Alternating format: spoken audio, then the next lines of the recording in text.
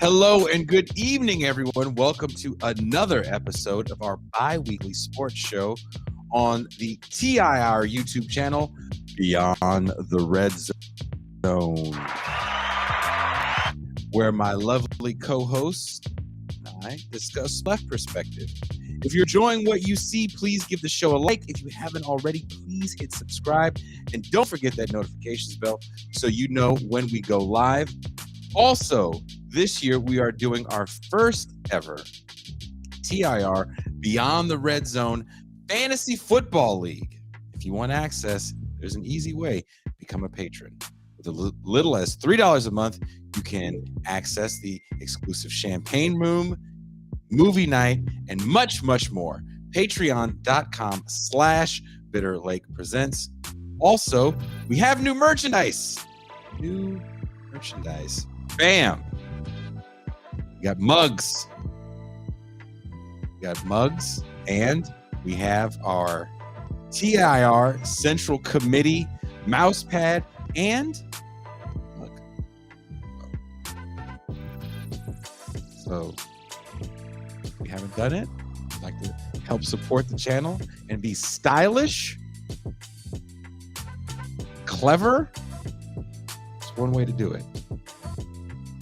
This is revolutionpodcast.com. That being said, let me bring in our hosts. Please welcome, coming all the way live from Washington Commanders country, Marcus of the Left Flank Vets.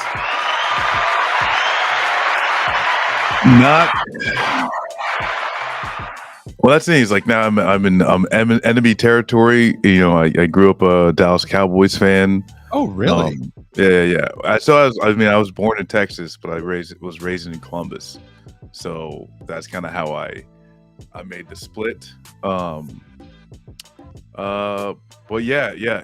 And the thing is, like, all I hear is people just being like pieces of shit, and you're like, I hate the new name. They need to bring back the red. And it's like, Jesus, come on, get over it, people.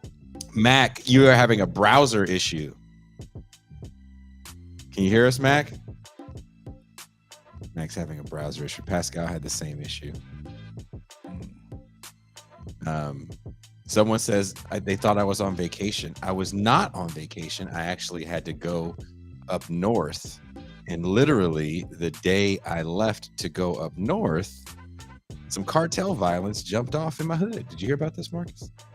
I did. Yeah. I just want to address it because I did get a lot of messages from people that I know and some people that I don't know personally worrying about my well-being. Recently, there's been a rash of violence in Mexico, and particularly in the state of Baja, where I reside. My inbox was flooded with worried messages, and I appreciate your concern for my well-being. Please be assured that I am fine. I live in Mexico, not in the United States. School shootings do not occur in our country. It is not common for people to walk into Walmart armed to the teeth with guns and shoot brown people. It is true that violence exists here, as it does anywhere in the world, but it is less random, more calculated.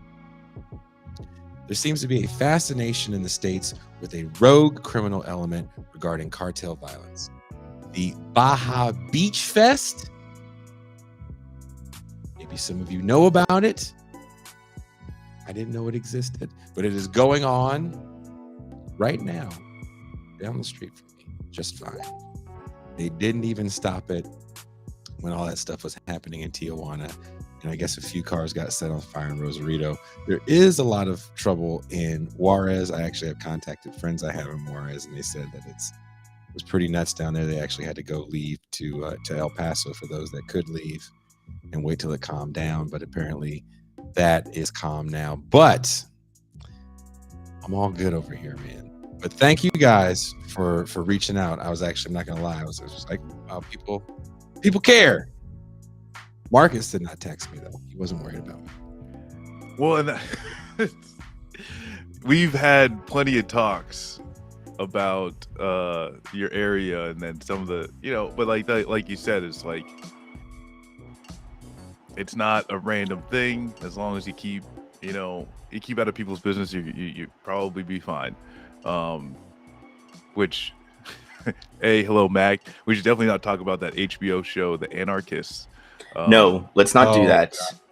I didn't even bother. I have it on a list to watch just because I want to anger myself, and it gives me content to write about for Sublation. But Yeah. like I watched those Woodstock documentaries, and I was so pissed because I was having a conversation with my friend Conan Neutron and the guy that does art for Ben Burgess, J. Andrew World. We're all about the same age, and we were talking about nostalgia and how the boomers kind of, when we were younger, controlled this narrative about the 50s and 60s.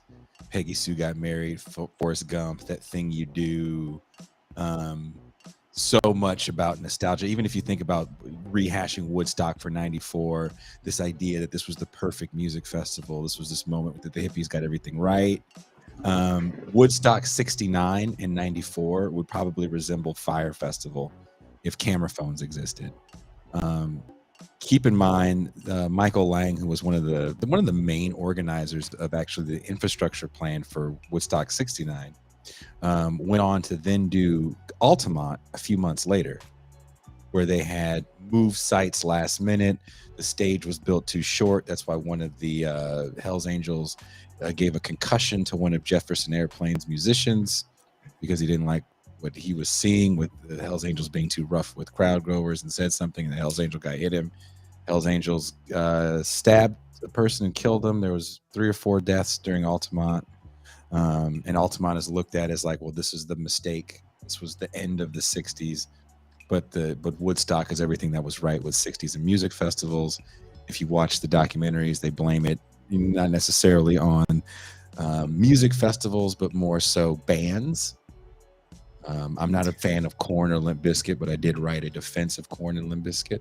Well, I mean, I watched them too, Jason. I wouldn't say, I think it was like a 50-50. Like, they're like, the bands had something to do with, getting people fired up, but not Lang, who was the other asshole, the older bald, he was the other big. Which one? With the promoters? Yeah. So the promotion, I will say this. The way festivals are handled now are very different than they do then. But one thing people always forget is these guys always cut corners. This isn't anything new. Yeah. The only reason why people were okay in 94 and even 69 is because those festivals were free, not even on purpose. They took huge losses. They took like a $2 million loss in 69. It took them years to recover. The only reason why we remember 69 as a quote unquote success is the movie. That movie made $50 million, I believe, on a $500,000 budget. So that movie carries the narrative, and no one really talks about that. They had like 80 lawsuits after 69 because so much damage was done to nearby farms. And again, they put that together pretty much in a week because they had to move the spot last minute. Same thing happened in 94, infrastructure problems, but more than half the people got in free. Well, that's what happens when you tear the fence down. But it's a different vibe when you get in free, right? Well, I mean, this is the thing. Like, people forget that Lang tried to do in 2019, and he went through. And initially, it was supposed to be at Watkins Glen Racetrack in New York State, and his projection was like 75,000 people. And when the environmental people got out there from the state of New York, they were like, "You can maybe get 50 here." And he's like, "Well, that's not enough. We're gonna move." And then they went to another place in New York. They had already, like, he'd already got the poster out with all the bands, and it was like, I mean, honestly, it's like every white liberal soundtrack, like Imagine Dragons, Miley Cyrus was on it. I remember, I'll tell you this, Mac, I was in the office that was going to do food and beverage. That's what I did. I did food and beverage, which is a huge part of music festivals. It is the part of music festivals. It is the engine that makes that stuff happen. And I remember my boss looked at me and goes, Look what just came through. And he showed me there was 2 Woodstocks. Did you know about this? Yeah. The other one was for like old people. Yeah, this is 50 you're talking about. Yeah. There was going to be one for an older crowd, and there was going to be one for a younger crowd. And I remember looking at it going, that shit's never going to work. And we kind of giggled. And then a few weeks later, it got moved to 1 day and went from 3 days, because most festivals are 3 days, Friday, Saturday, Sunday.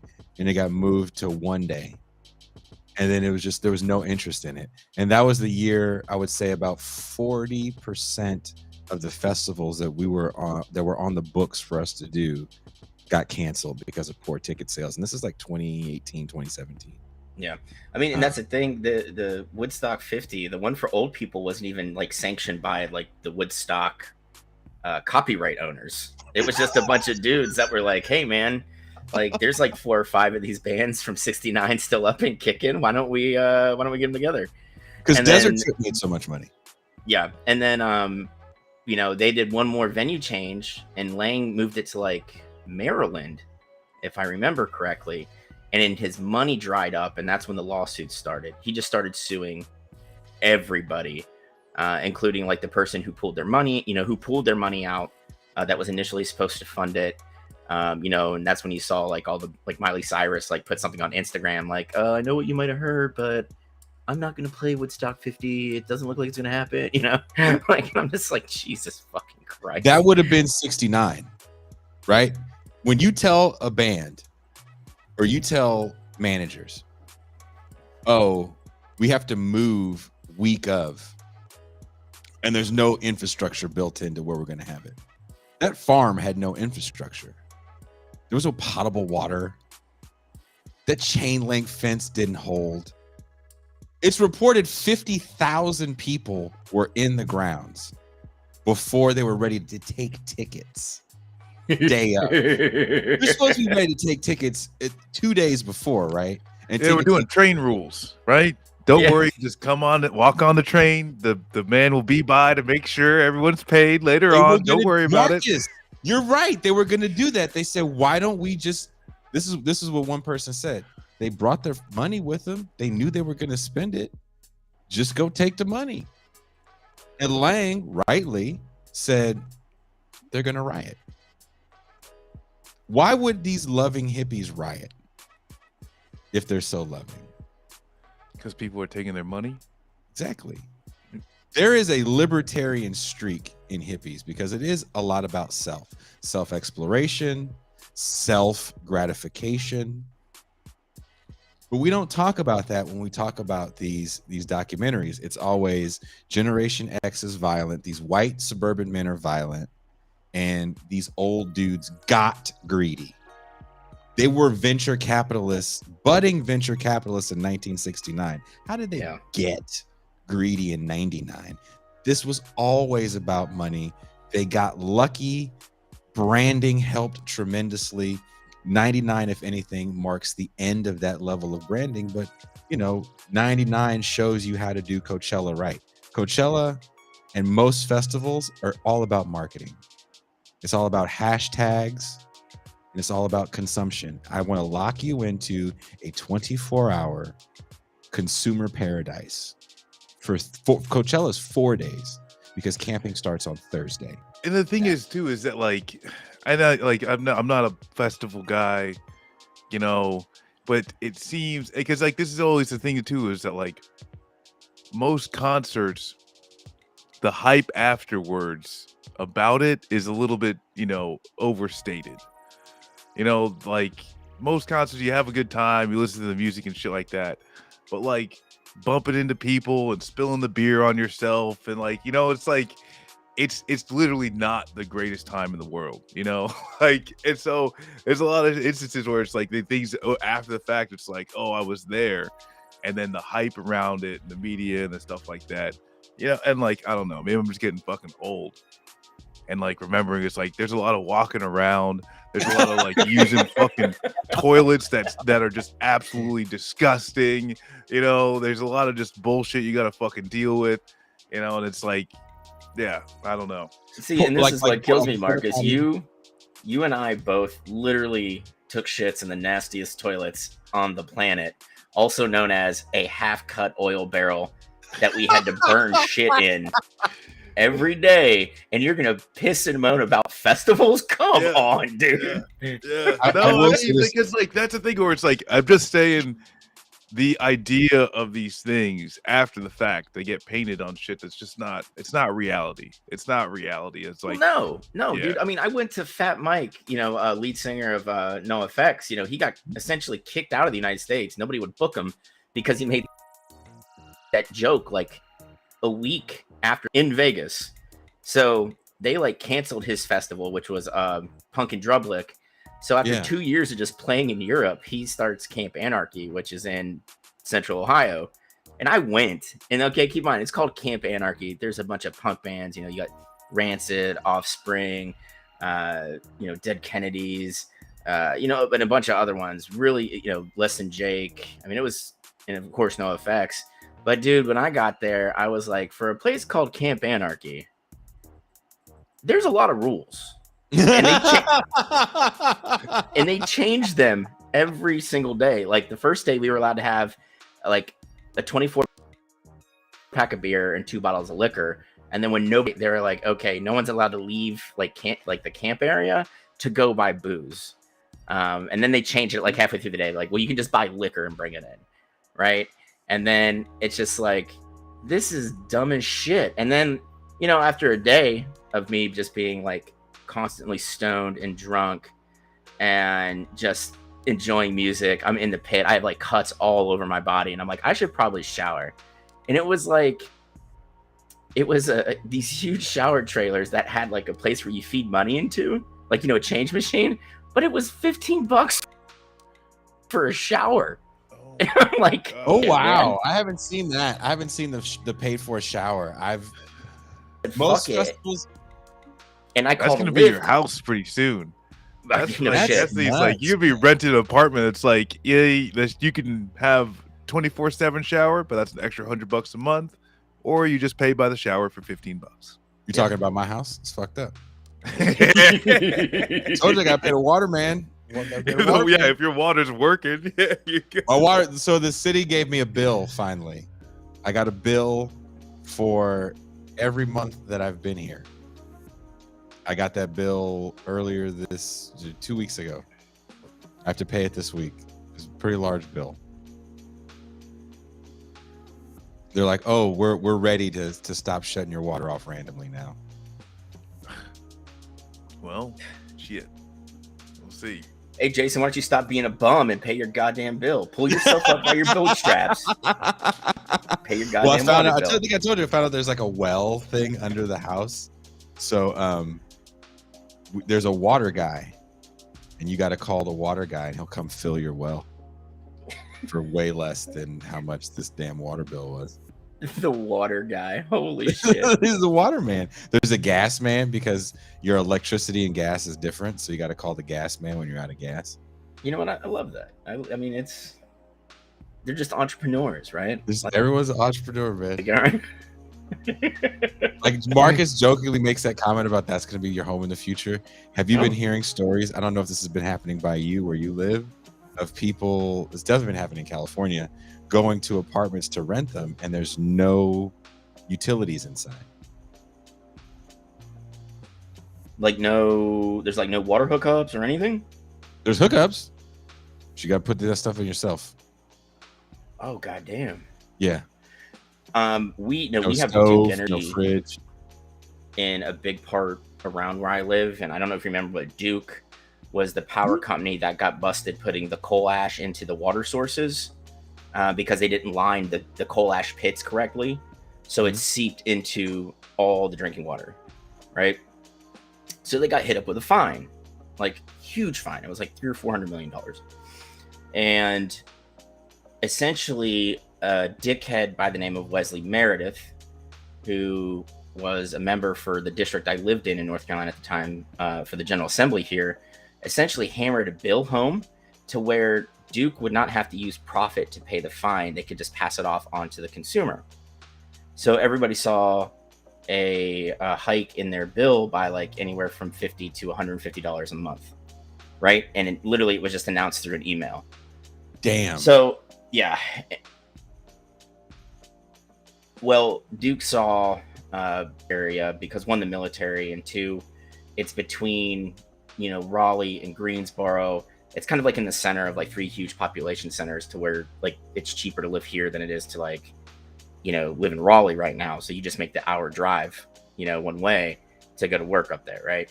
So there's this huge influx of people, and they're seeing, massive profits. So they did another hike, but what they started doing was capping water. And for you to continue to get service, you had to pay more, right?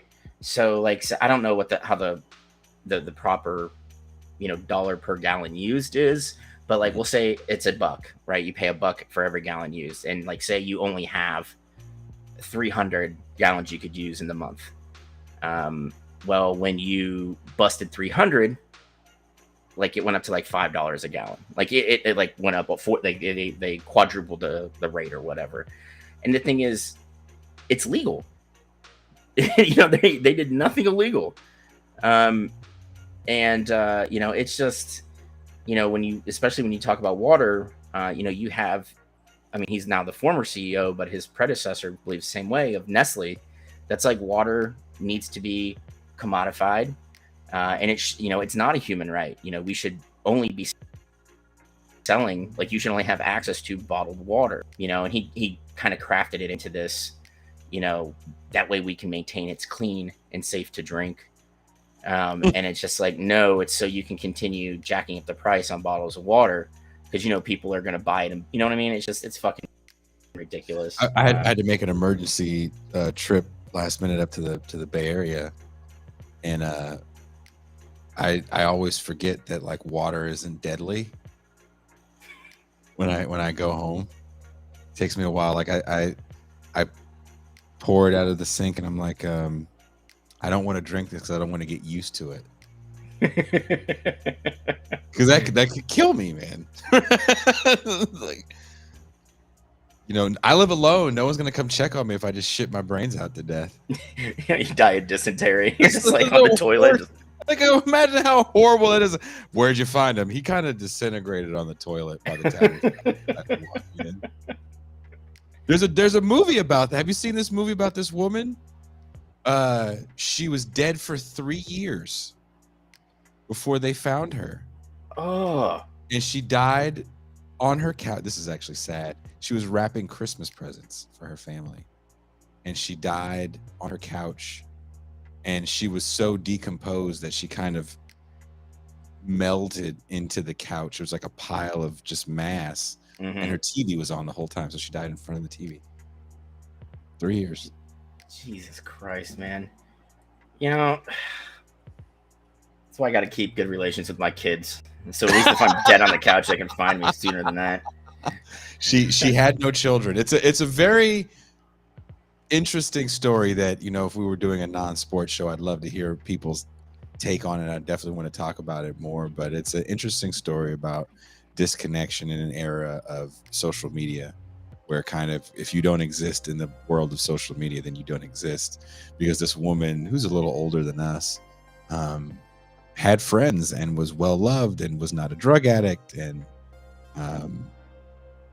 had good jobs, and there were people that literally loved her. There were men that were upset that they zigged and didn't zag when they had the chance to marry her. And oh man, it's definitely an accidental tearjerker, because you won't, it's an interesting story, but very, very heartbreaking when we talk about how disconnected we can be.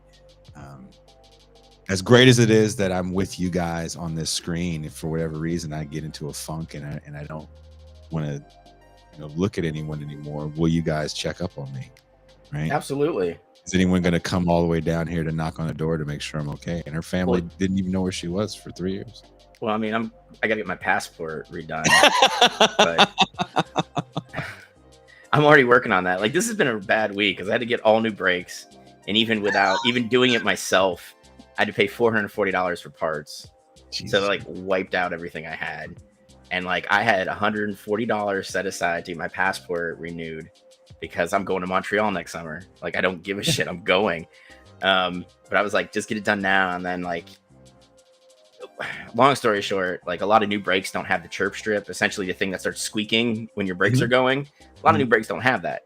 You just keep going until you hear, as the calipers grinding up on, and I was just like, fuck me. Cause that's what happened, and I was, sitting there talking to the guy at AutoZone. He's like, hey man, yeah, most brakes don't have chirp strips because newer vehicles have sensors. And I was like, well, my sensor didn't even tick off. And he's like, well, yeah, you have a 2017.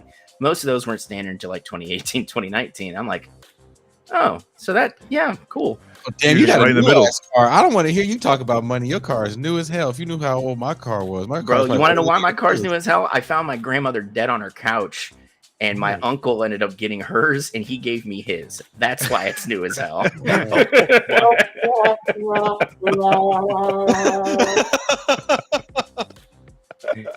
Well, enough about dead people on couches. Well, shit. Yeah. Yes. It's something that you guys probably did that I did not do while I was in a car for 20-some hours, and that is watch preseason football.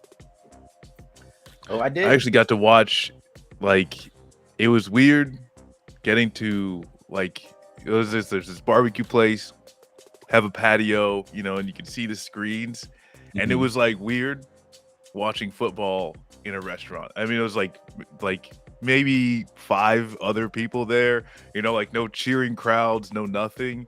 But I definitely am not gone back to normal or anything like that. But it felt, I don't know. And that's the thing, is now what's normal, but it felt good to just be like, hey, I'm in a restaurant watching the game, and yeah. But going from that, yeah, and I don't know, it's good. I think there's some good football being played. I guess if we're going into takes, who's the guy? Trask, from Tampa Bay. Well, because they talk about who's there, who's not there. Tom Brady disappeared for some reason. They're not talking about. He's just taking some time off, needs to be away or whatever the fuck. He's retiring. Who's going to be the next? This dude Trask he put up some good numbers, looked pretty decent. Maybe Tampa Bay's got a future for their QB, and this is very early on. We'll never know, right? But I don't know. That was the one player I kind of was like, oh, this may be an interesting development. Yeah, I mean, I'm with you, Marcus, but then I also look at he played against third stringers. Look at that. And I think Tampa, with the money that they have tied up in that team, they know they're only gonna get probably this season out of Brady before he takes that huge gig with NBC, I believe, where he got 10 years and it was $200 million just to call games, man. Yeah. But I think I can see them going trying to identify a free agent QB. Things still aren't cozy between Aaron Rodgers and the Packers. Rodgers is getting towards the end. Maybe Tampa rolls the dice and trying to get Rodgers out of there somehow through a trade or whatever the case, I don't know, man. But could they go with Trask? Sure. There's a lot of offensive weapons down in Tampa that are only going to help him out. But he has to be able to develop against starting D's. And I don't know if he's there yet. He's. Well, I mean, I wasn't blown away by him in Florida. No, I wasn't either. Were you blown away with Tom Brady in Michigan? I'm just saying, at no point was I blown away by any player from Michigan, including Charles Woodson. Fuck I'm those just guys, saying, okay? If you've got a full season under Tom Brady where hey, he's going away, and this is things the teams try and build in of the type of elder junior scenario. I mean, yes, they're third stringers, but NFL players are going to be NFL players. And if you got a good fucking coach, NFL players are NFL players. So I would say, and the thing is too, is when we do you guys get the write-up and stuff like that, I already know who Jason's going to be talking about. So I got to find somebody else to fucking talk about. So Trask it is. All right, let's go Trask. But no, in all seriousness, I think, yeah, that's building in, maybe some future legitimacy in that player. And, yeah, they're third stringers, but they're there, and he looked decent. He looked good, and it's one preseason game, so we got to talk about something. Yeah, and Dr. Claw, yeah, Howell looked good again against third stringers. I'm still not sold on Sam Howell. I wasn't really impressed with him in Carolina.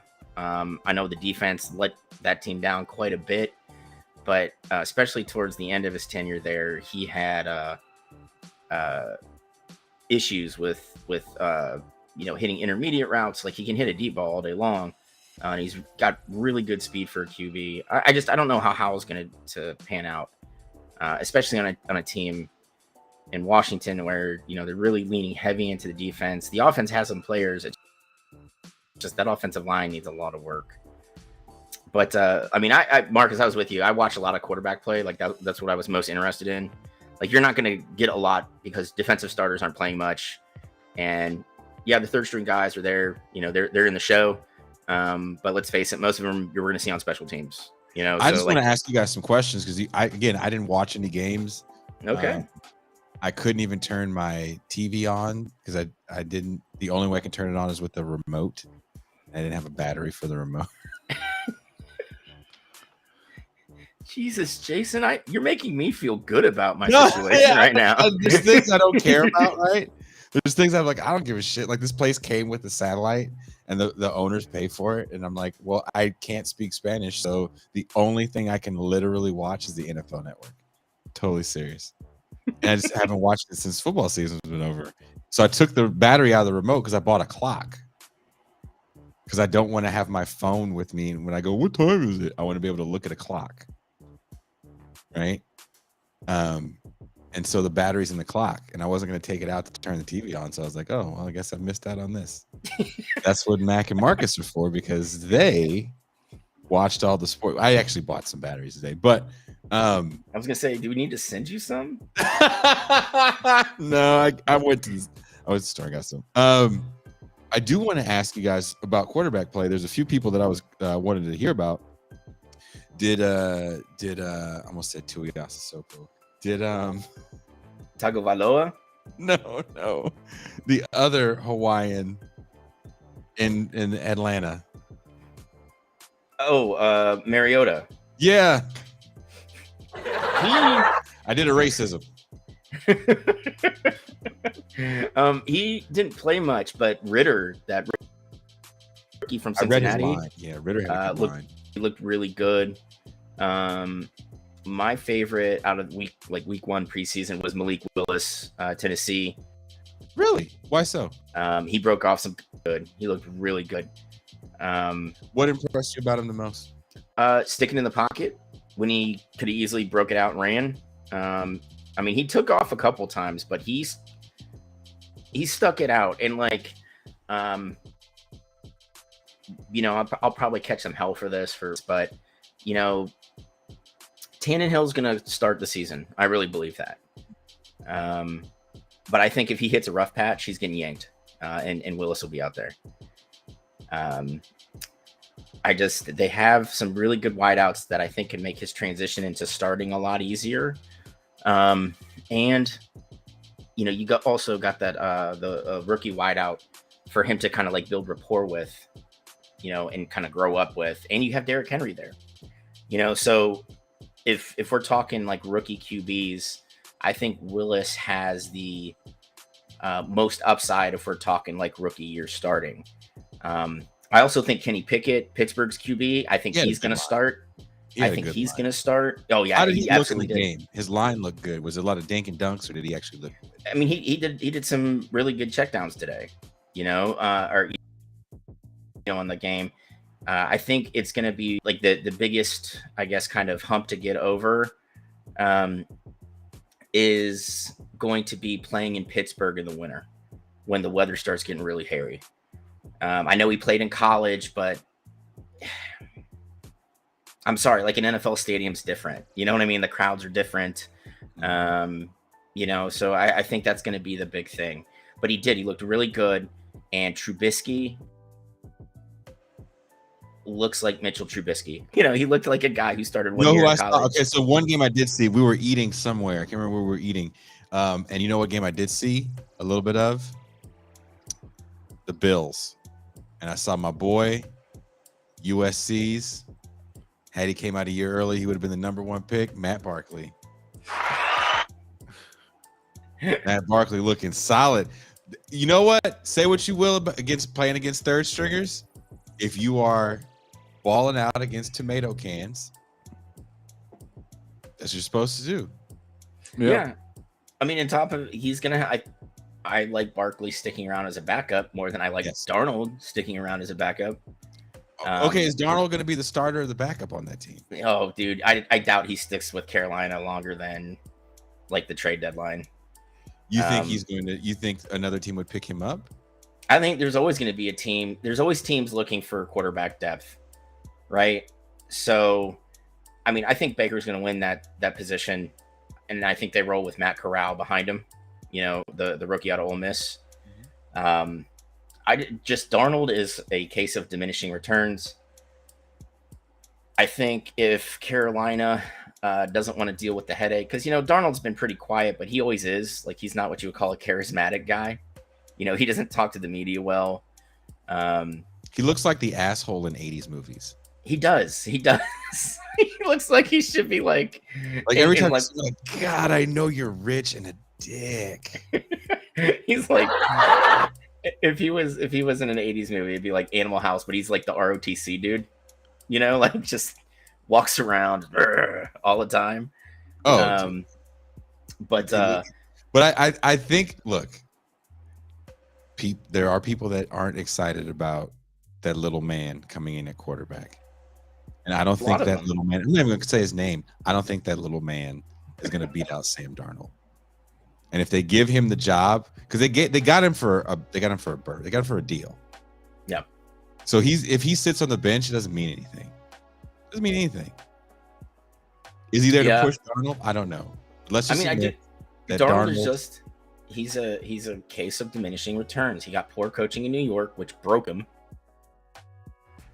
He's getting poor coaching now. That rule sucks. I thought he was supposed to be the quarterback whisperer in college, but not. What is he whispering to him? Yeah. Interception. Hey, Sam, it's 3rd and 2. Audible to a pass. You know?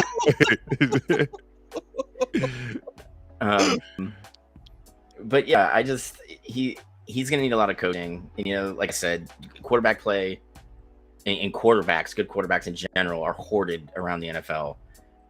So like it's like someone's gonna take a shot on him. He's still very young, you know.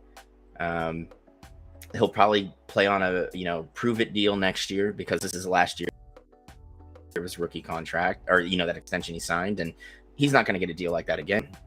I mean, I don't know. And I mean, another quarterback I really liked was Trey Lance, the 2nd-year guy out of San Francisco. I heard he did good. Oh yeah, he had a really good game. Oh, and he throws a pretty deep ball too. Yeah, he really does. I think San Francisco fans are going to be pleasantly surprised in him. Shanahan always has a good run game. Always. It could just be us three. Shanahan's going to figure out how to get 1,200 yards out of us. It's the family way, as we like to say. Yeah. It's the family way. He knows how to scheme,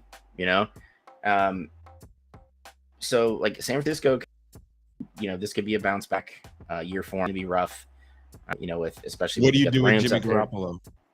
What do you do with Jimmy Garoppolo? Well, the kicker in all this is San Francisco is not going to release him because they're not going to eat any of that salary, right? $25 million. Mm-hmm. Garoppolo has already pretty much cut off contact with the Niners. Like, he's not really speaking to anybody. But like a lot of the word around the campfire is with the Deshaun Watson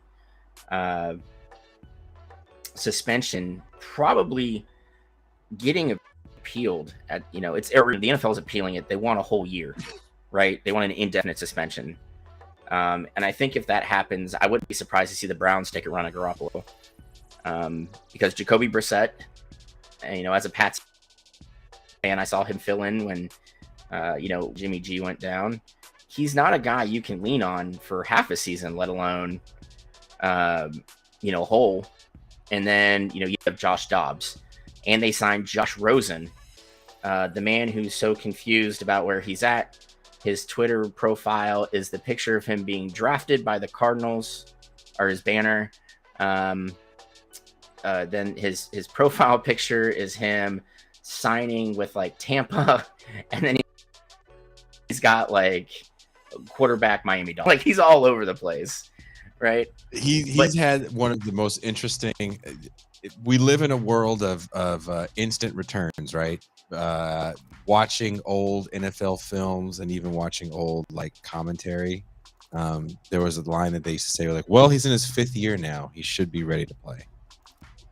Like giving people 4 and 5 years, even coaches, 4 and 5 years to quote unquote develop is a thing of the past. I say Roethlisberger was one of the guys that kind of started that. Once he had that kind of instant success in Pittsburgh, then everyone was looking for instant success. And then when who came out first, Cam Newton or Andrew Luck? Andrew Luck and RG3 come out, just destroying statistically the league. Cam Newton comes out the next year, like, damn, these young guys are putting up numbers, and then they flame out relatively quickly, or in the case of Andrew Luck, retires maybe prematurely for us, but it looks like it was a great decision for him.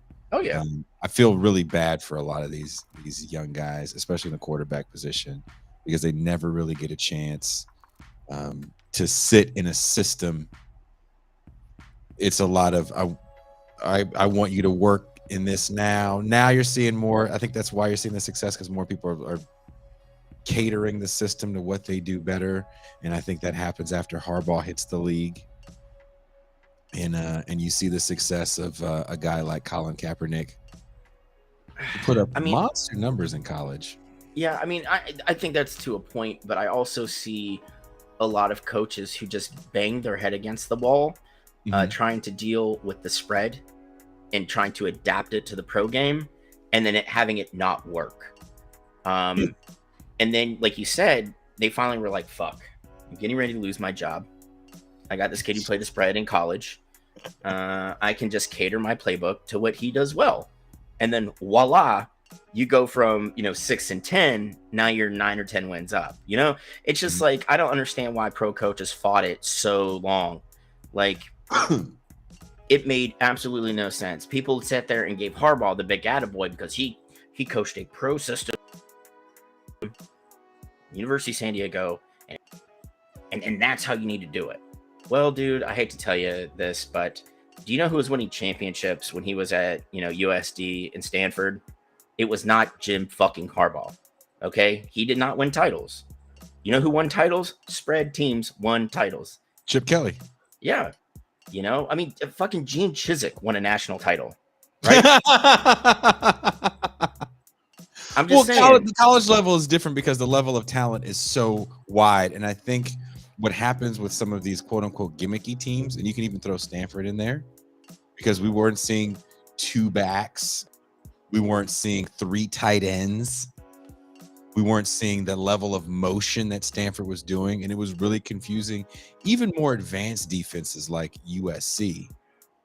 That was a bit of a gimmick because he didn't have the level of talent that the teams that he was playing against had. Remember, he beats USC his first year with Tavita Pritchard at quarterback, and I'm Richard Sherman. I don't even think he was on defense yet. I think he was still a wide receiver when that happened. So when you think about that early Harbaugh time before Andrew Luck gets there, and even when Andrew Luck is there, no one's really singing the praises of Toby Gerhart and some of the names that he played with that actually kind of lit it up statistically, that no one took seriously because they were Stanford running backs. Even Christian McCaffrey should have won the Heisman, in my opinion. Yeah, I mean, I don't understand how he didn't, because he was a game changer at running back. He did everything. The guy was returning punts and kicks as well as, running the ball, and was a phenomenal receiver out of the backfield. Yeah, I mean, I just, just like the NBA game has changed, this isn't fucking the, ISO offense anymore. It's a wide open game where you need spacing, you need great shooters, You know, and you play positionless basketball. The NFL's changing the same way. You have to, instead of keeping the spread at arm's length, you got to bring it in for a hug, for the real thing. Right? And you say, spread, I love you. We're going to go 5 wide on first down. Right? And the spread's like, don't worry, coach. I got you. Right? Find you, you know, a little like 5'8", 5'9" dude to play your slot receiver. And he just catches the ball. He's going to get you 6 to 8 yards every first down. So what's that take you to? 2nd and 2. Now you got options. All right, I can do an RPO. Wait a minute. Or I can split my tight end out wide. You know, like the spread offers a lot. Also, the spread also ushered in the days of, or, you know, it ended the days of the big fat linemen. Mm-hmm. You can't be big and fat and be a lineman anymore because you are constantly moving. These motherfuckers are walking around at like 340 and just like jacked as hell. Joe Thomas, who played left tackle for the Browns, dropped like 100 pounds when he retired. Just got like super ripped. And he's like, dude, I wish we had, for us linemen, I wish we had the conditioning programs that linemen have now when I play. 340. You know, like, and like you can't have, you know, the days of big fat linemen. Those days are gone. I mean, look at some of these defensive tackles now. Well, that's like, where too of like guys like, you know, JJ Watt, Joey Bosa's, and like those type of like players where it's like everyone's got to be that, or at least that's like the new, that's going to be built in where it's like you've got defensive linemen that are, you know, linebackers, and like I don't know too, like that's something that it's been developed as like the interchangeable. Because I mean, like I think like Ohio State's been doing it for a long time, of where if you got a good linebacker that's smart enough, or you got a good defensive tackle, then those positions can be interchangeable. You know what? It's just all in the footwork at that point. You know, and the thing is too is like you can have stone hands on defense, right? Don't let them catch the ball, and like it really doesn't matter at that point. You're still making plays. Yeah, I mean, and that's the thing. That's what's hurt Ohio State the most the last 2 or 3 years, defensively, is that the linebacker play hasn't been good. Yeah. They haven't been, you know, the old linebacker that the Buckeyes. Well, isn't Hutchinson from Ohio? Hutchinson, isn't he from Ohio? Who? I'm not allowed to say his name. Hutchinson? Isn't that his name for the Lions? Oh, yeah, he was born in Ohio and then he became a traitor. And went to that shithole up north. JB said strong safety becoming the new linebacker. Yeah. Because remember, what was the kid's name from Oregon? It was a great hitter. Well, I mean, Mark Roman was the first guy to really make the transition from safety to linebacker in the NFL. What was the kid? He actually had the hybrid position for the Broncos when they were the no-fly zone. What are they called? Yeah, the no-fly zone. When it was, God. I don't pay attention enough to your ponies, Jason. I'm sorry. Wow. It was something Ward. Now I got to look this up. Yeah, because they were starting to kind of make that a position. But I think when the rule change happened, where the helmet-to-helmet defenseless receiver, when that rule change happened, that really hurt that hard-hitting, free and strong safety that were coming in just. Yeah, but I mean, box. But you're seeing that you know, that transformation. You're you know, these linebackers are, I don't want to say getting lighter. They're just built more like safeties. And JB, like the coaching, the offensive coaching, I have no idea what Belichick's doing, splitting play calling between Joe Judge, who has only ever coached special teams, and Matt Patricia, who was the defensive coordinator for the Pats before taking over the Lions. So TJ Ward, he actually played for the Browns first. Mm-hmm. He's a Bay Area guy. Yeah. But yeah, JB, I have no idea what Belichick's doing. I have a feeling it's really going to hold Mac Jones's development back. Because again, Patricia's a defensive dude, and Judge as a coordinator has only ever coached special teams. So I don't know, man. I'm as a Pats fan, I'm going to trust the process. And that's about all I can say about that. I think he's probably going to have to sugar MVP of the buffet. You ain't kidding. But have you seen his wife, JB? I would get married again for her. Do you know who the picture is, by the way? Mac? I didn't get to see it. That's a No, that's Bengals helmets. No, it's a fighting fighting. Oh, that's the Illini. Fighting I just saw the Illini. big Fighting Illini QB 1982. 82. Let's see. JB cheated. He was quick. Don't look. I did this for you. Okay, so 82. It's gonna be Eason, isn't it? Yep. Fuck yeah. Yep. The man who wept a lot as he got his shit stomped in the Super Bowl against the Bears. They beat the dog shit out of that man. Yep, and the Bears still managed to do arguably the greatest running back dirty in letting Refrigerator Perry score a touchdown, but not Walter Payton. That's Mike Ditka for you. Yeah. Spiteful cockbag. I mean, if it walks I've like never heard anything bad about Walter Payton, too, by the way. A friend of mine actually grew up in a well-to-do suburb and went to school with his kids. Had nothing but good things to say about Walter Payton and Jarrett, actually. Yeah, I mean, Jarrett Payton was a great dude. I got to meet him a couple of times because he did USO tours. Oh, no kidding. Yeah, I mean, this is a dude trying to make rosters, and he's taking time out of his day. Out of his. You know what? It was nice for me. Okay, and before we go on to the next topic, get this dude. It was my second deployment to Afghanistan, Marcus, and you know who shows up for a USO tour? Gary Sinise with the Lieutenant Dan Band. Oh damn! Anna Kournikova, former, I guess, like Texas eye candy or a tennis eye candy. Chris Farley's brother, Bubba from Forrest Gump. Nicoletti Smith or something. Yeah, something like that. And I kid you not, Christy fucking Swanson. And from Deadly Friend?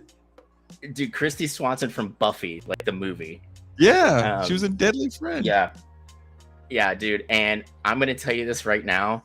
She's a hardcore, like, Trumper and conservative and shit.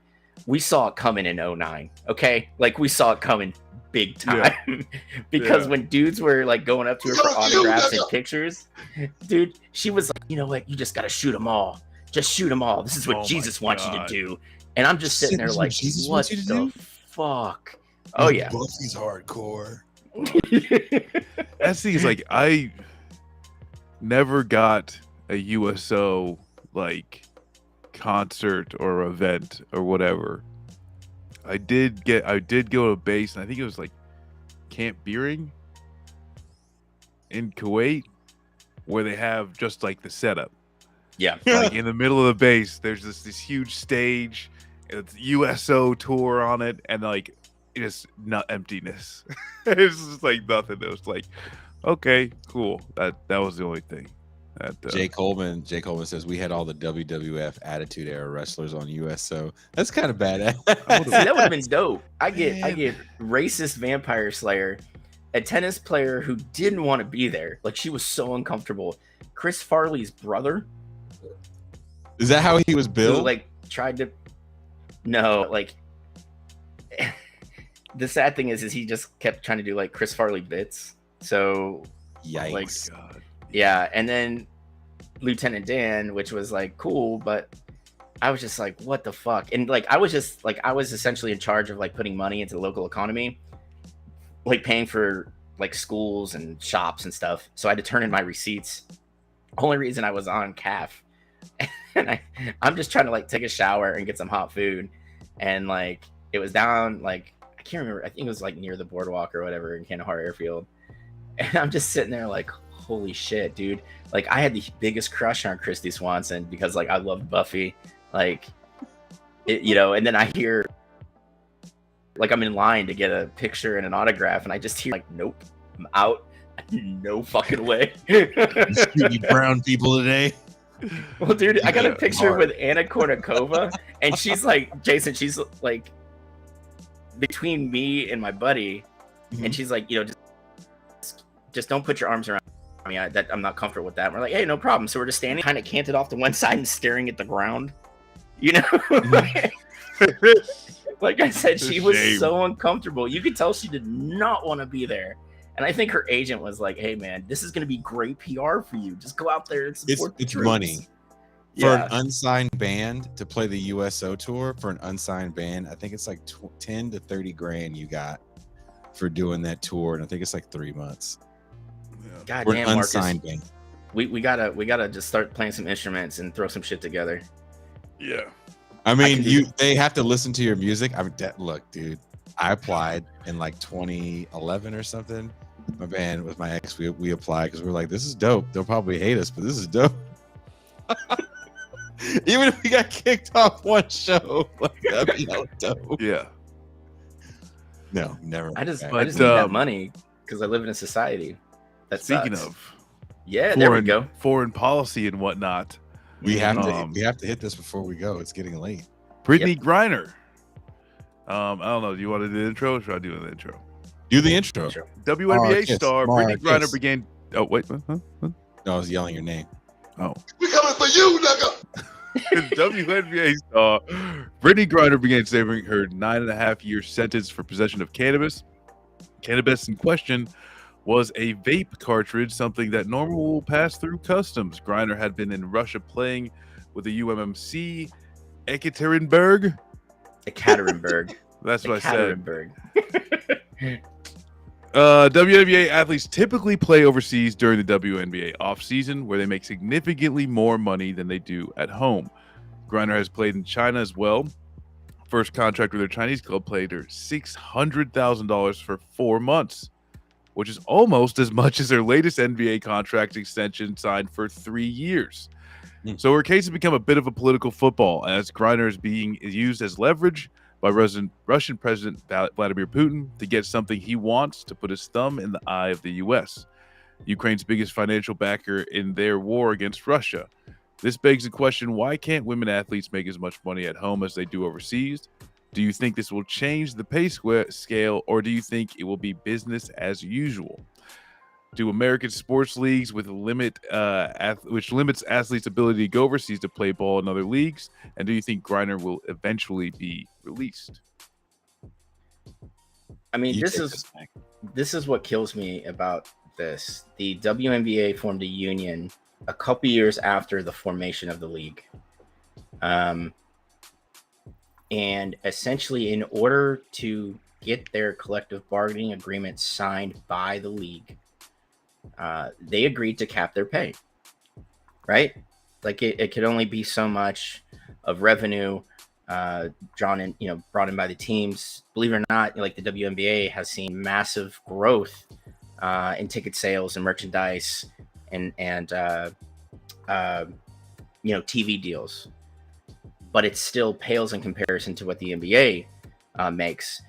And this is what kind of pisses me off. The WNBA essentially is financed by the NBA. They have individual team owners, but the NBA uses revenue generated during the season to essentially prop up and cover shortfalls in like payroll, to cover, maybe something's wrong with the venue.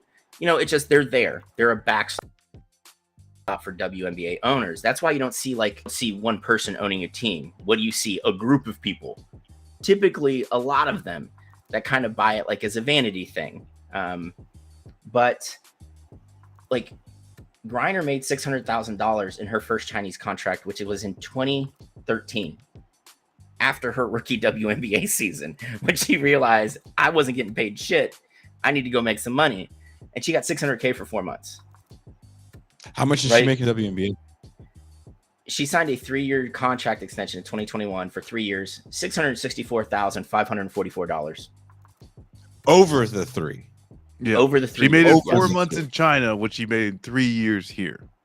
Yeah. So over the 3, couple $100,000 a year, she goes to China in 4 months, and she makes what she would made in 3 years in 4 months. Yes. And since 2014, she's signed either like with Ekaterinburg in Russia. So she's played in the Russian Premier League for almost 10 years now, right? Give or take. So she makes, the Russian teams are notorious about like not releasing pay. But there are a couple other people that have played with her. Like she played with Diana Taurasi in Russia, and they won a fucking, a league title the first year they played together. Yeah. Right. But there, people have said that you can make up to $1 million for one season playing in Russia. You make a fifth of that here playing in the United States. And that's what kills me. It's like, we can equate this to like women's soccer here in the US, a much more successful national team who just fucking wins. Mm-hmm. And they make, I think, a third of what the men's national team with. And I don't care how much growth they've had in the last 10 to 15 years. The U.S. men's national soccer team still sucks balls compared to the women. They're straight ass. Yeah. But Garbage. can we agree Always that have women's been. sports? Can we agree that women's sports on a global level is not to the level of the United States, because a lot of countries just didn't have women's sports? That's true. But see, when you look at especially the developing countries, especially in Africa, they have leaned heavily into sport to try and like essentially market themselves to get, I hate to say this, to get venture capital money to come there and spend, and help infrastructure. And believe it or not, like this is part of the Belt and Road Initiative by China. Like they are helping developing nations like essentially grow professional sports leagues by funding it, So like I get that, you're absolutely right on that, Jason. Like a lot of countries didn't have it, but now you're seeing like crazy growth in, very good women's like soccer teams. A lot of European nations now have national softball teams. So like we're seeing all this kind of like growth in a lot of sport, to where, you can get paid crazy money, to go play in Russia compared to what you make in the States. And Kevin, yeah, they got some pay parity. They're not completely equal with the men's team. Well, I think so like that's the kind of the kicker in all that one. some of the things too is that like China and Russia, like there's more people, as well. They say there's bigger markets, just plainly. I think like part of the issue is like it comes up with these like the United States foreign policy, and then what does that create for individuals who are trying to travel around? Because that's where it's like any American now, right, regardless of who you are, you're at risk. You travel to Russia, you're at risk regardless. And especially, and this is where it's like, hey, and this is like the cartridges, right? Like I fucking like these fucking things. It's like nothing, right? But and like not to say, oh, hey, victim blame and that shit, right? It's like this is U.S. foreign policy that literally like winds its way into, a basketball player gets arrested for a little bit of weed, and then he gets evicted 9 fucking years. It's insane, and then like I don't know, level 2 of our prison system. How many people do we have in prison for just a cannabis charge and all that type of shit?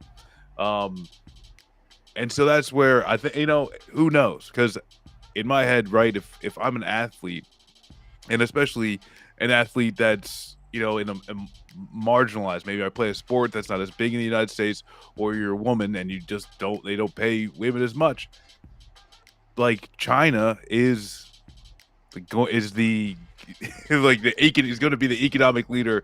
Like not only like realistically, but like also like mentally, right?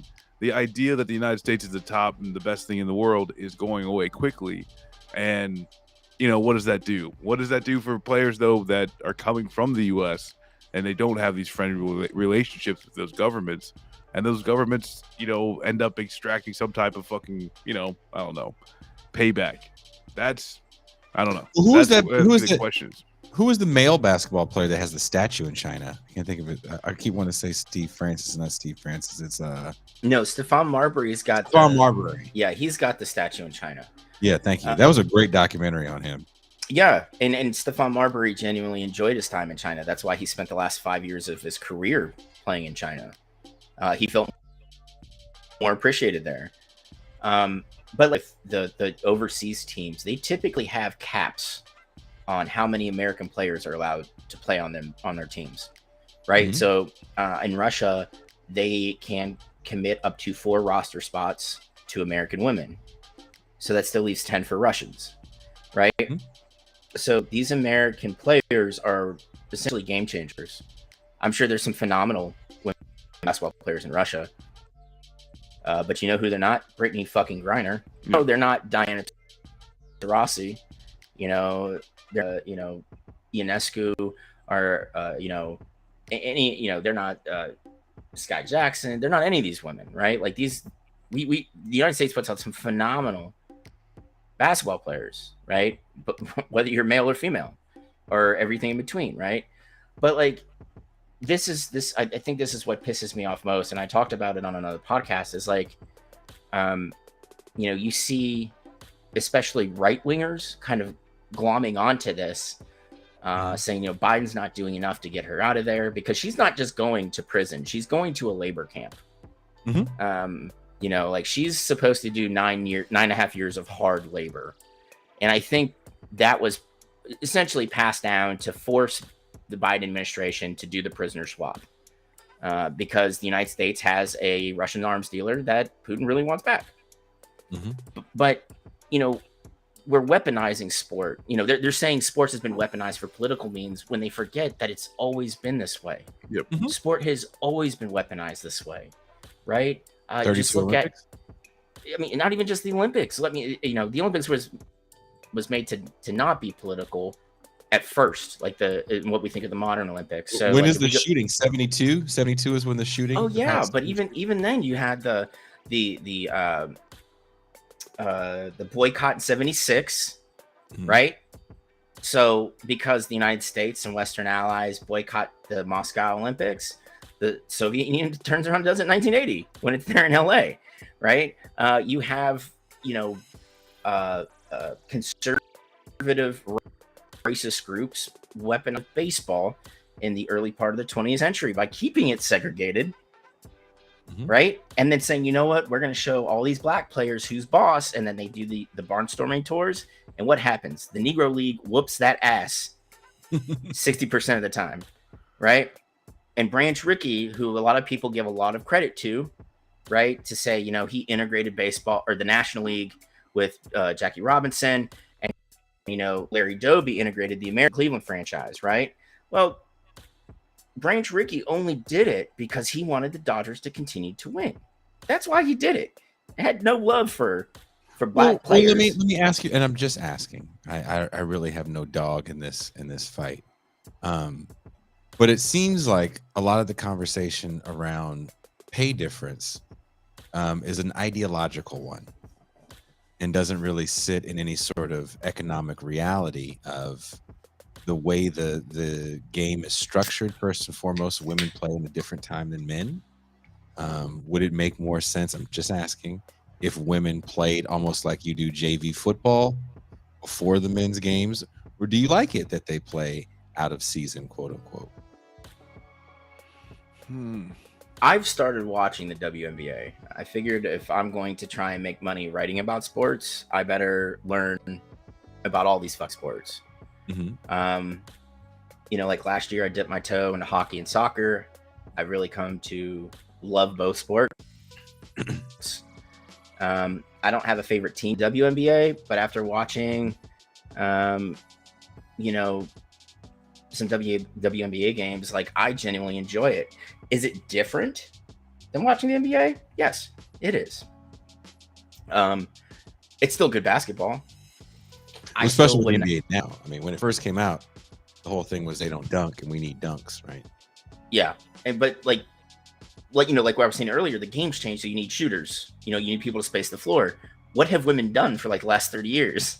Shoot and space the floor. So that game, the game. That's what I'm saying. Does it make more sense? Because when we think about women's sports, when we think about merchandising, when we think about the way we view even sports heroes, there's little girls that love LeBron James. There's women that wear Ohio State football jerseys that you guys know. Yeah, not the ones made for women either. And there's a whole line of men's athletics wear for women. Yep. And this all helps in promoting your sport. That's all propaganda to help promote the sport, right? And it's also revenue. So when we think about women's sports, it almost sits in the same domain as She-Ra. Every boy had He-Man. But how did we view little boys that liked She-Ra, right? That's a girl's toy. These are girls' things.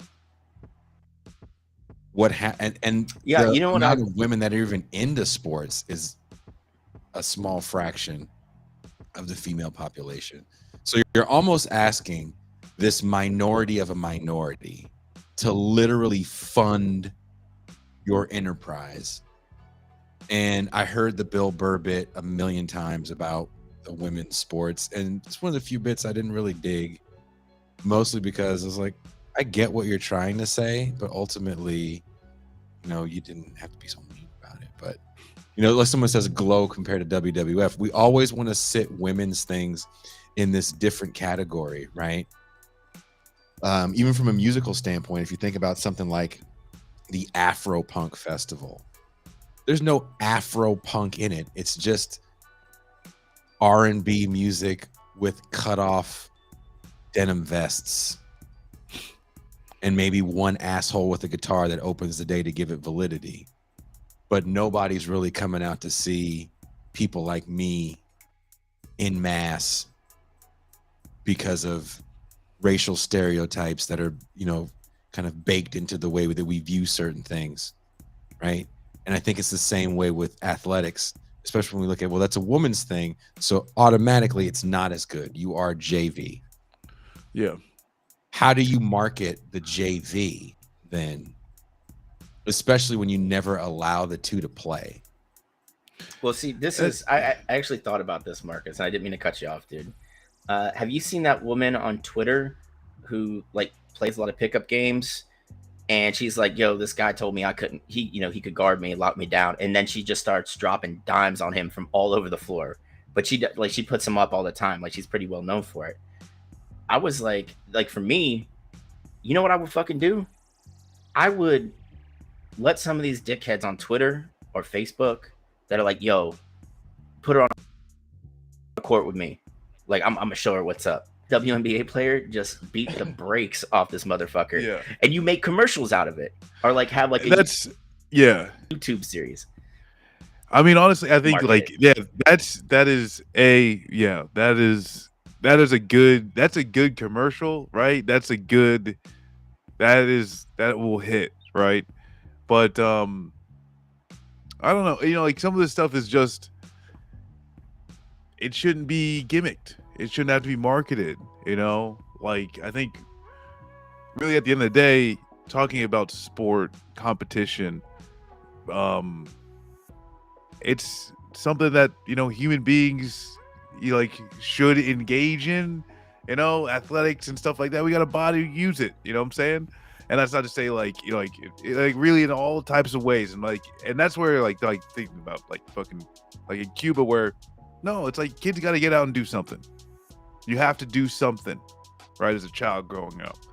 And so, getting into this, I think, it's more, I think the question would be, instead of how do you market it better, how do you break apart this is for sports are for dudes, and kind of try and take out the gendering of sports in general, because it's a human thing, right? We've all got muscles attached to our ligaments and bones, and like we got to use this shit, so that's I think would be the best goal. And how do you get towards that? I think we are hopefully getting there. I think we get over time, we look back and see, there is more prevalence in women's sports, and not just through Title IX, but just through the assertion of women, of women asserting themselves into society, of fighting back and saying, no, we're gonna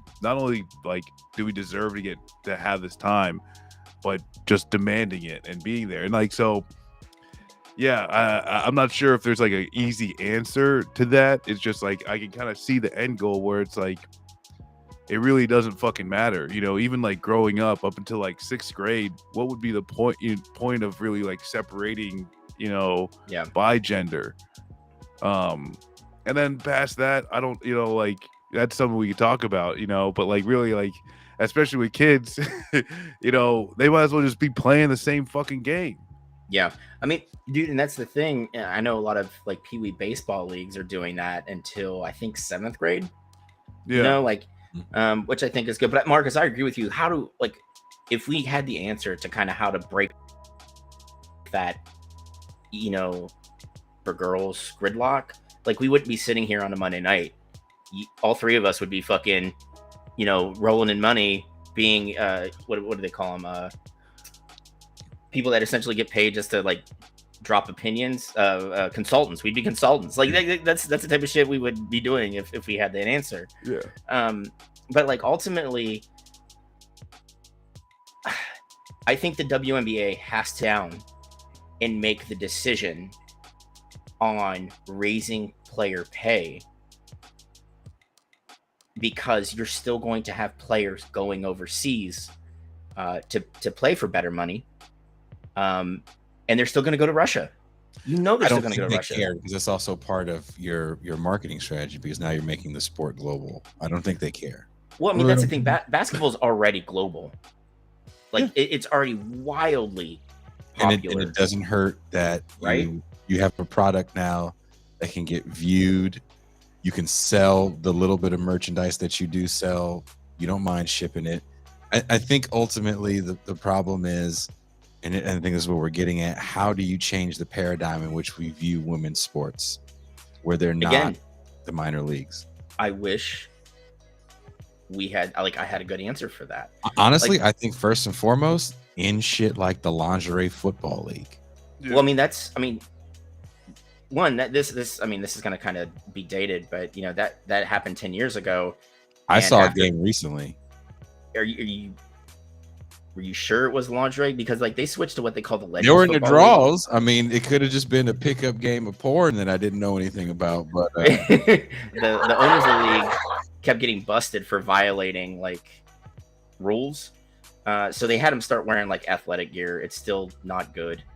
But yeah, I think you're right too. But like, look at the transition, and you would know this better than me, Jason. And just in professional wrestling, like, yes, they're still not wearing enough clothing, but they're not running around and like doing lingerie matches and shit now. Like they're actually wrestling. Like these women are trained. So I think that's where it's like with wrestling, and there's a line, because like you didn't have dudes in banana hammock matches, So it's like, also there's like dudes. Dude, but Marcus, a lot of dudes were already wrestling. So yeah, well that's the thing. Is like they're already kind of there. Like wrestling does add kind of a different dynamic with the sexualization, because everyone is half naked. But when you go in from like, hey, this is your wrestling outfit, to you're just doing lingerie, obviously that's like you're literally creating that line and saying we're going into sexy time now. And that only happens for women, or at least saying like that's going away. Wrestling, they're the women that are in wrestling, the ones I've seen, and I haven't watched it. Regardless of all the work I've been doing, I haven't really watched a modern wrestling match in a while. They are quote unquote attractive. I did rewatch the Christy Martin documentary, Untold, on Netflix about her time as a boxer. And when you go back and look at those early years of female boxing, those looked like some women that had dealt with some shit in their lives, and they were a little older when they were fighting. They weren't very young. I think what we are starting to see, which is a bit of a plus, and I think this is what you're getting at with the wrestling, is we're seeing younger women getting into sports in general and being able to play it on a professional level. And that does have some cachet, especially people have been talking about in the chat about combat sports. Combat sports are becoming so popular now that we're seeing more younger women, because there's wrestling. My school had girl wrestlers, female wrestlers, in the 90s. So you're seeing more young women that wrestle at a young age that are getting into MMA and more combat sports. So, you know, we may not be fans of Gina Carano for some of the things that she said outside of the ring. Well, yeah. But, you know, she was an important figure for growing the sport. Oh, absolutely. I think they need to go back to just original Pride rules, no eye gouging, and let them at it. 30-minute first rounds. Yes. Yes. No, I mean, Jason, that's a good point. And as much as I detest Gina Carano as a person, you know, she's easy on the eyes. You know, and that's, of course, you know, when you talk about marketing, especially when you're talking about women, you know, that's important, and that's what she did. But you know, and the thing is it kind of got away from that probably around when Rousey started getting her face kicked in, you know, we'll say 2017.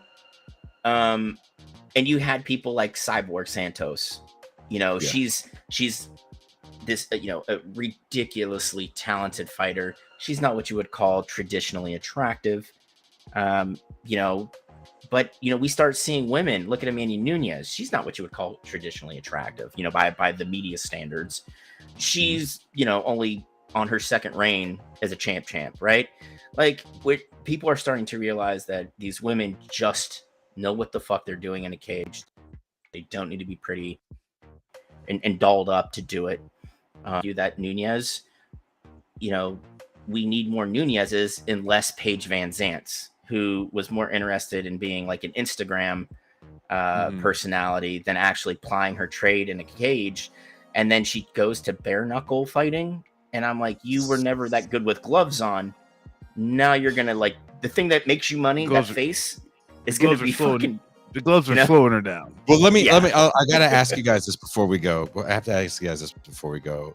So I have been fascinated by this internet guy, this Jake Paul guy, and not in a good way. No, because as I'm writing my piece, or I'm finished now with my kayfabe piece, and I'm working on a new piece for our show Saturday. Marcus is going to be amazing, by the way. Marcus, you're watching me do it now. If I have to hear about another Paul brother. what I find fascinating about this, and as we talk about sport, is sports is a spectacle, regardless if it's wrestling, which has a predetermined outcome, or boxing, or even football games, right? It is spectacle. And one thing that amazes me is there's a lot of hubris with these Paul brothers. And I don't know anything about their internet shit. I just saw a random video and I was like, oh, this is interesting, of him talking about this Hasim Rahman thing. And oh God, a few weeks back. So I've been watching this for a few weeks. I've been following this for a few weeks. And I was like, so here's this guy that really hasn't fought a fighter. Nope. He's fought MMA fighters and things they don't necessarily do. Okay, before you go on, Jason, he fought Ben Askren, who has loofahs attached to his wrists where his hand should be, and Tyron Woodley, who wrestles well, and if you were to get punched by him, it would feel like an open hand slap. Okay, he literally picked two guys that wrestled and did not know how to throw proper punches. Right? And I That's heard not- Joe Rogan do a critique of Jake Paul, and I've actually listened to a lot of people give critiques on Jake Paul. I watched a little bit of the fights. He's definitely learning how to fight, but to be able to pick your fights and be so boisterous about it. If and Mac, you've had a few fights, amateur and professional, right? You know as well as I know, it takes a minute to get this level of media attention when you're fighting, and you have to go through the gauntlet before you can be that guy. So to use your internet presence to start off as the guy, and I'm going to fight some nobodies, I'm going to fight some guys. The whole thing with Hasim Rahman being a heavyweight, having to cut all this weight to cruiser, just didn't seem right to me, even though they were sparring partners before. I think he picked Hasim Rahman because he felt Rahman doesn't move well, which he really doesn't in the ring. Remember, Hasim Rahman Jr. was the fill-in. He was supposed to be fighting Tommy Fury. Yeah. And because of Tommy Fury's former manager, he cannot get a work visa or authorization to enter the United States right now because his former manager has been indicted in organized crime activities throughout England, Ireland, France, Spain, Germany. Like a gangster. Yeah. So This is Rahman, boxing. You know what I'm Rahman saying? Like, was a fill-in, you know. A last minute And- fill-in that was supposed to cut 25 pounds in 30 days. Yeah, and the thing is, Rahman would have been the first boxer he's really fought. You know, I mean, I give the Paul brothers credit for being good cashing in. scammers. I mean, they're cashing in. People are watching these fights, Marcus. Like they are. There's only one fighter. We'll say one fighter. Okay, whether it's MMA, boxing, that is outdrawing the Paul brothers right now, and that's Canelo Alvarez. He's the only one. But like, what does that say though? You know what I'm saying? Well, It's like, here, Marcus- like that's where it's like you give him credit, hey, like, but like, fucking hell, you know, the person that sell like got, oh hey, the pet rock, hey, give him credit. You know, you made some fucking money. Here's You know, how the I look at fucking it. the first snake oil salesman. Hey, fucking, hey, good on you, bruh. Here's how I look at it. You have to be good because the spectacle at a certain point, nobody cares. And then you're paying people, then people are paying to see you get knocked out. And ultimately what happened was, I think he thought that 20 gajillion Twitter followers and YouTube subscribers means pay-per-view money. And he learned the hard way that nobody wanted to see him fight a guy they had never heard of, that no one even knew his dad, unless you're my age and watched a lot of HBO fights before pay-per-view was that huge. So you're talking about he couldn't sell tickets. You have to be good. I think one thing we have to remember in this world, even though influencer culture is extremely powerful, our guest on Saturday is a woman that did a documentary about another woman named Laura something, but she wrote these books under the pen name JT Leroy. And she created an entire persona of a 15-year-old boy that was the son of a truck stop hooker. He himself was raped, and also a truck stop hooker, drug addict, and HIV positive. And she wrote these mediocre books about, they weren't nonfiction, they were fiction stories, but they were supposed to be told from this 15-year-old boy. When it got time for public appearances, she had her sister-in-law put on a wig and say, "This is JT." Every celebrity that was hot in the late 90s, early 2000s wanted to be near this dude because all the literary press was saying JT Leroy is the new Burroughs, is the new Ginsberg. This is the new voice in literature. This 15-year-old ex-drug addict kid is the new voice. After 10 years, finally, story broke outing the lady. Why do we never hear about these great books? Because they were never that great to begin with. You have to be good at some point. All these podcast shows that just do whatever's hot on Twitter beef, you have to have substance. Tick, tick, tick, tick, tick, tick, tick, tick, tick, tick. We coming for you, nigga. But we're not, though. We're just doing our own thing and we're waiting. But seriously, you have to be good. There has to be something about what you do that makes me want to spend pay-per-view dollars other than you being the carnival freak that I just want to. It's like that game where you throw the ball and the guy goes in the bucket. That is what Jake Paul has become. Okay. The Paul brothers are both they're talented and they're master showmen. I mean, I just watched SummerSlam and Logan wrestled The Miz and the dude looked like a natural. Another reality show guy. Right? Yeah, but the thing is, The Miz has actually carved out a pretty good career doing what he dreamed of doing. So I wish I could do what I dreamed of doing. From a reality show, yeah. But Jake is intent on being an actual boxer. And the thing is, if he gets the right trainers around him, he's still young enough to where he could do something. I think he's going to have to shit or get off the pot, though, as far as the weight class he wants to fight, to pursue boxing, because he is not big enough to fight at cruiserweight. And he is certainly not big enough to fight at heavyweight. So he's going to have to cut down to 175. The dude typically walks around at 220, and most of his five. He's not going to make a dent at cruiser, even though it's kind of a shallow weight class in boxing right now. He is a tiny man, and I don't say that lightly, but he's a tiny man for heavyweight now. He's tiny. He's just a little guy. But he would have to cut down to light heavy, 170. And I think with the right trainers, he could healthily do that, and have a chance. Light heavy is a good weight class right now. A lot of the fighters at 175 and above, you know who the champs are? They're all from Eastern Europe. All of them. Alexander Usyk, who has 3 out of the 4 heavyweight title belts. He is from Ukraine. Dmitry Bivol, who just put a beat down on Canelo a couple months ago. He's Russian. You have, I think there's a Slovene that has 1 of the cruiserweight belts. Like these bigger guys, Eastern Europe still leans heavily into boxing the way that the West doesn't so much anymore.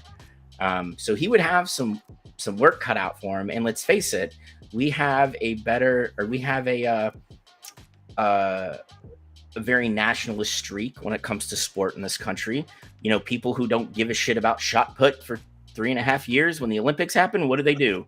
They're out there fucking with their face painted red, white, and blue, cheering on some guy or woman they've never heard of, hucking a big ball of metal, 30 meters or however fucking long, right? So, if you get Jake Paul into with like a Dmitry Bivol after a couple like real boxing matches,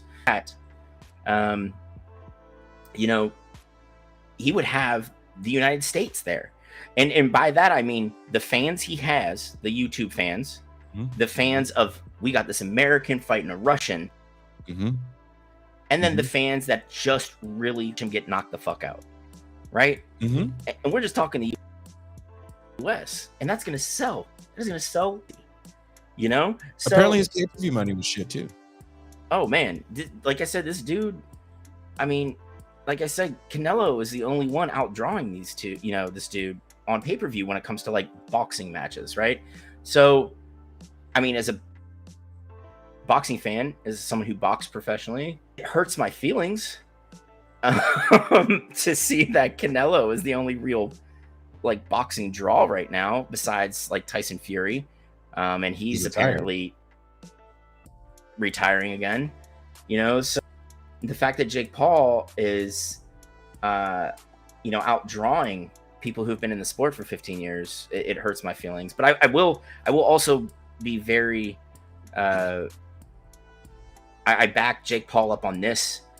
He and Logan have both been calling out Dana White about fighter pay for mixed martial artists in the UFC. And he's like, listen, dude, if I'm drawing in hundreds of millions of dollars off pay-per-view sales, me, the guy who's not a real boxer, why do you have some of your top tier fighters only making $50,000 per fight? Because I'm a pimp. That's why. Well, I mean, yeah. And then, Dana White, I don't know if you saw what he said this week, is my fighters, what do they get what they kill. I will never change fighter pay. Wow. Right. What the fuck? So, and Dana strangely White enough, he has Logan a wall in his office. I was in Dana White's office. God, what year was this? 2009. And there's this wall in his office. This big wall of the big title fights, and it's the guys after the fight. So it's just this wall of dudes that just are beat to shit. I think one thing we forget about in combat sports, especially pro wrestling, with the smaller promotions, there's a lot of pimp hoe kind of mentality in those things. Like, I'm out here making this money for you. Somebody mentioned the fabulous Moolah. I do believe that she was a bit of a madam. From everything I've read about her, I don't doubt it, because cats had to make money. Yep. By hook or by crook. And it is a very pimp hoe kind of world when you get into combat sports, because you're dealing with big money. When you deal with big money, you deal with that sort of. Is there a union for boxers? No. And the thing is, with 4 sanctioning bodies and 50 different state sanctioning bodies, to license fighters, it'll never happen. So, and to answer your question, Infinite, no, they did not unionize. So it's these are major capitalist ventures where, the people that control how the fight gets done are going to control the money. That's why. What happens to all these ex-fighters that have their mental faculties? They become promoters, right? And the one that don't is end up selling grills if if they're good.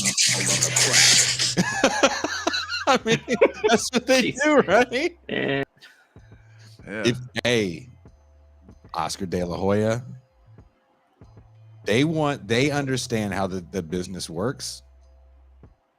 They all become pimps. And De La Hoya is essentially like Al Heyman is a royal piece of shit. So is Bob Arum.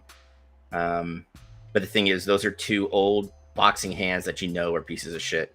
You know what you're getting into. De La Hoya started Golden Boy saying, like you said, I was a boxer. I know what's best for you. And he might be the most exploitative promoter.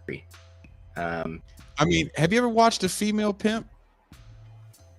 I remember watching a woman when I was in West Oakland get thrown out of a big rig at 7 a.m. I was waiting for a ride to the BART station. Jesus fucking Christ. Where is this going? And I was like, oh my God. The pimp rolled up, who was female, and gave her a talking to that blew my mind. And then at the end of this, I'm not even going to say, as we're on the free show, what she got into, then very kindly and nicely said, girl, I love you, get in the car. And that's how we end today's episode.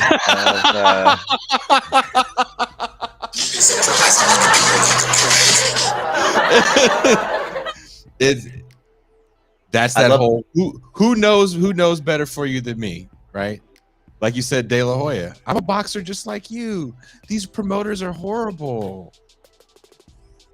Fucked up, man. Yep. Before we head out, everybody, we still have spots in the Beyond the Red Zone Fantasy Football League.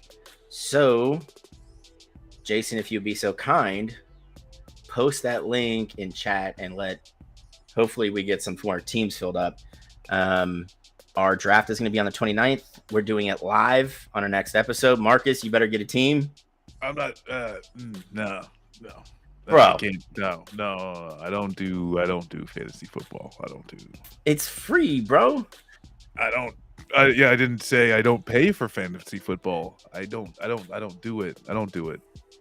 I tried it actually a few times. Like, it's like even like while I'm like deployed and shit. This will be a good way to keep up with my friends. Like I just end up texting him and never opening the fantasy football app. And so I'm not gonna do that. I'm not gonna be like having chat make fun of me. Look at Marcus, fucking 0-13. Like I'm not. Sorry, I love y'all. Well, I'm not going to pretend like I'm going to give a shit about fantasy football. I hope Brittany Griner gets out sooner than later. Fuck yes. Same. Ooh, but I'm going to show real quick. So I did an interview with Gonzalez, who's running for state senate in New York. Mm-hmm. We just got the YouTube video up. It's a nice little interview. We talk about like stuff on Rikers Island, housing in New York, all sorts of stuff.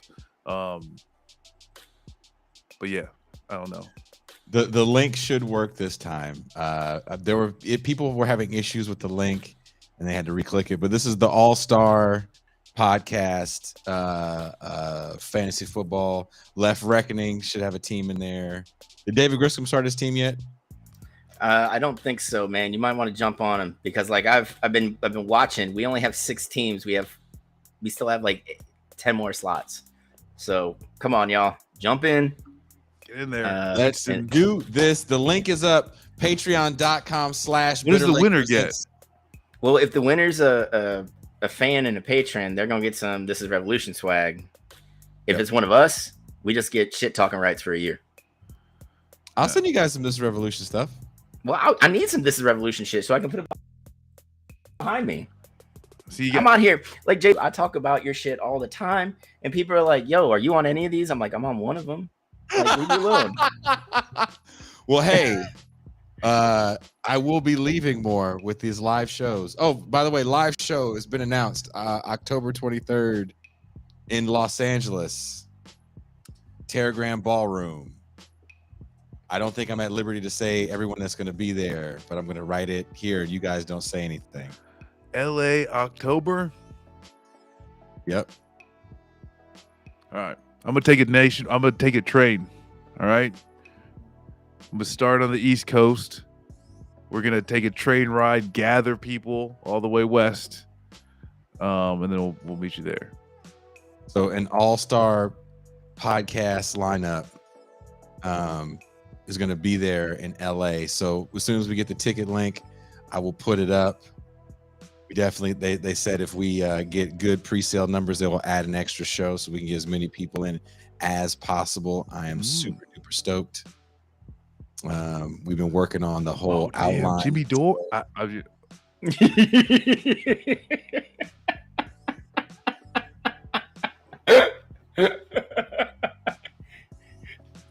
gonna buy me a ticket right now, Marcus.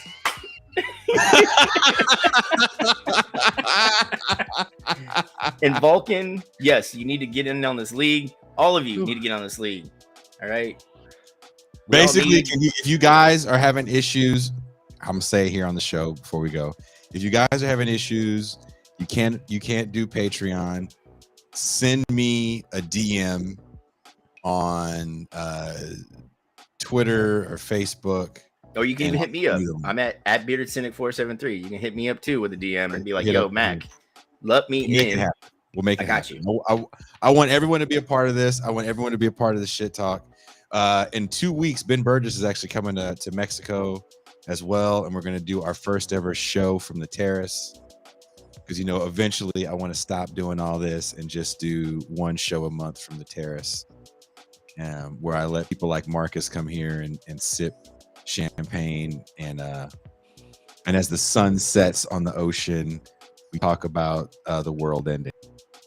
Nice. Yo, just let me like hold a boom mic or something at least. So I